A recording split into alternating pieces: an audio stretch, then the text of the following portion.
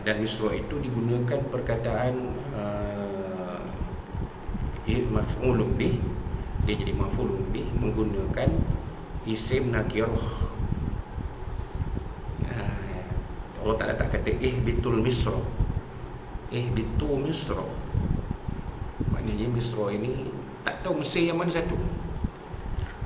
Sekarang kamu nak patah balik Mesir, tak mungkin kamu akan kembali diperhamba oleh pengganti Firaun. Kamu pergilah ke mana-mana tempat yang seperti Mesir, yang kamu rasa kamu boleh pergi, kamu pergilah. Begitu kata Allah Ta'ala kepada Bani Israel, fa inna lakum ma sa'altum, maka sungguhnya untuk kamu ada apa yang kamu minta di sana adalah, kalau kamu boleh dapat. Ya, Allah Ta'ala sindir mereka. Kalau begitu adanya, bolehlah. Di mana-mana kota yang seumpama Mesir, kamu boleh dapat makanan-makanan yang kamu nak itu. Tak mesti Mesir yang sebenar.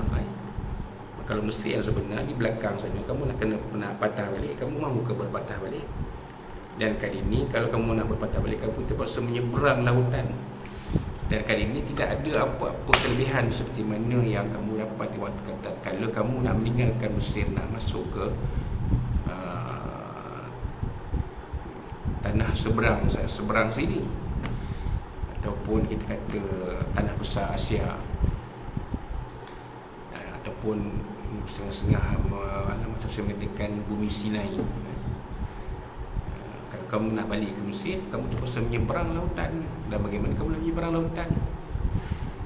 Sedangkan kamu tak ada apa-apa pun yang dulunya kamu menyeberang lautan itu sebab aku perintahkan Nabi Musa memukul tongkatnya dan membelah lautan. Sekarang kalau kamu nak pergi sendiri, pergilah. Tapi tidak akan ada apa-apa lagi pertolongan dariku, kata Allah SWT. Pergilah ke mana-mana tempat yang kamu nak cari benda makanan-makanan tersebut, dan di sana akan ada. Ini Allah Ta'ala sebut.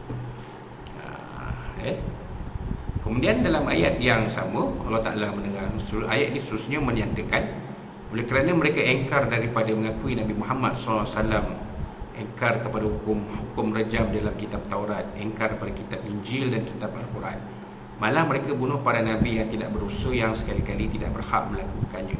Nabi-nabi yang telah mereka bunuh itu ialah seperti Nabi Zakaria, Nabi Yahya dan lain-lain. Maka Allah SWT timpakan kehinaan dan kepapaan ke atas mereka sebenarnya dalam ayat yang berbunyi, A'udzubillahi minasyaitonir rajim, wa duribat 'alaihimudz dhillatu wal maskanatu wa ba'u bighadabin min Allah. Maka mereka ditimpa kehinaan dan kemiskinan, dan kembali mereka sambil mendapat kemurkaan daripada Allah. Ini dia. Allah Ta'ala nyatakan oleh kerana sifat Bani Israel yang sebegini, ya, terbawa-bawa sampailah ke generasi-generasi yang seterusnya, maka ditimpakan ke atas mereka kehinaan dan kemiskinan.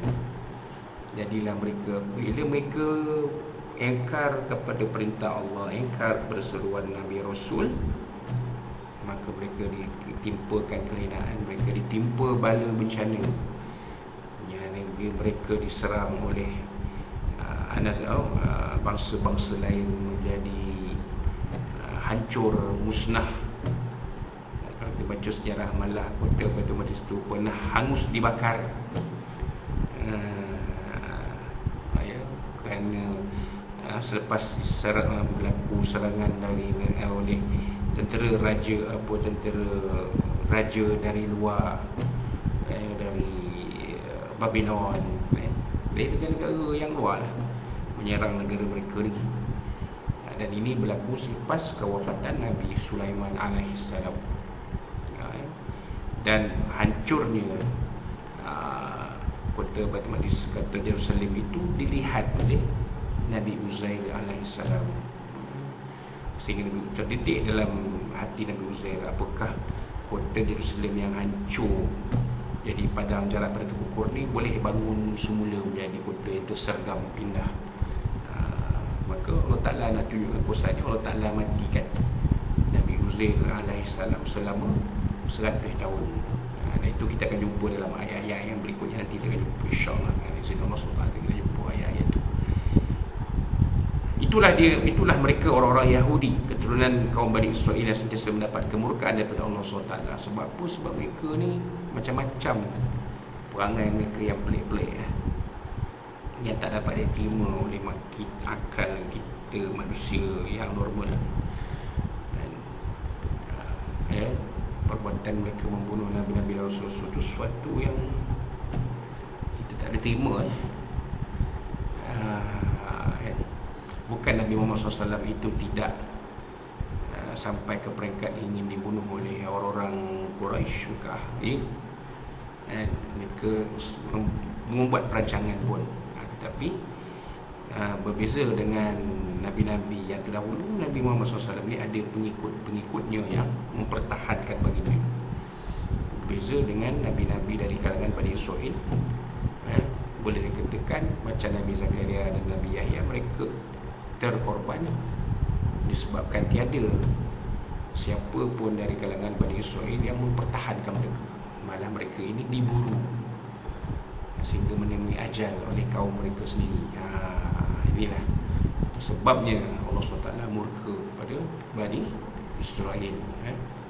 Wallahu a'lam. Lihatlah, sekalipun mereka itu kaya, dipaksa diri mereka hidup berkeadaan apa-apa. Tujuan hidupnya semata-mata nak menumpuk harta, sedang dengan budi mereka adalah miskin dan papua.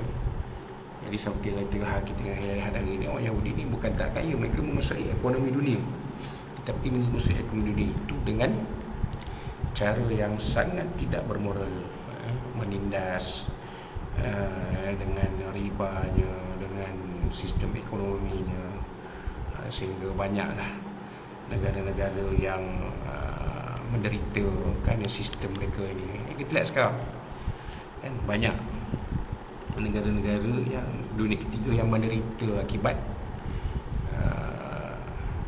sistem ekonomi Yahudi akhir zaman yang menindas mereka. Kan, bila beri pinjaman, bunganya accumulated rate, berpuluh-puluh kali ganda kadar bunganya, sehingga negara-negara dunia ketiga ini jadi bankrupt, jadi muflis, sampai terpaksa menyerahkan aset-aset negara yang berharga.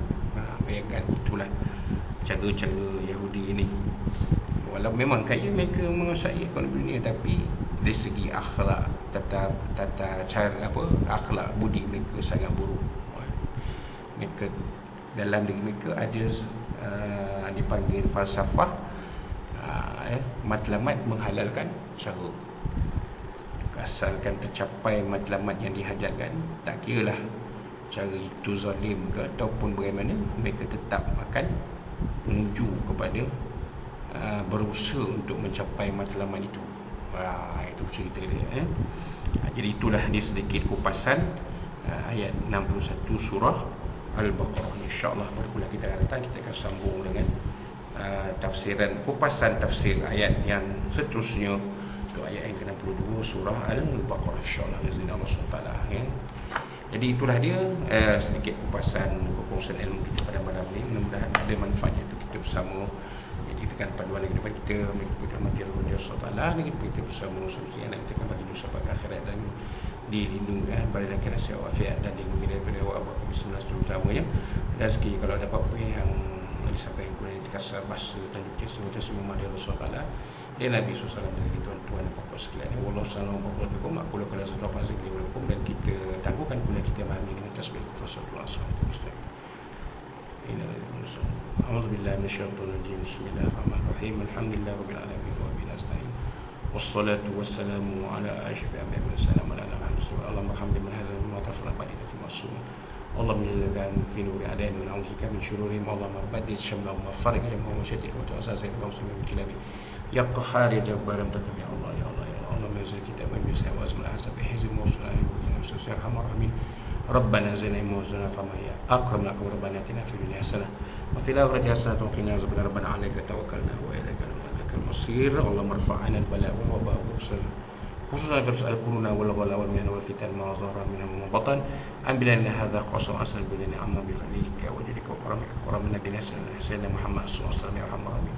Rabbana zidna mawzana wa fama yaqul rabbana atina fid dunya hasanah fil akhirati hasanah wa qina azaban rabbana alayka tawakkalna wa ilaika بصير ربنا تقبل منا دعانا ومجلسنا ولمنا ولقانا وعملنا في هذه الليلة المباركة من شر جمد أولا بار إنك السميع العليم تب لنا يا مولانا أنت تمر لنا فيها حسن وبادئنا فيها سنة الحمد لله رب العالمين تقبل الله منا منكم تقبل بلا التوفيق السلام عليكم ورحمة الله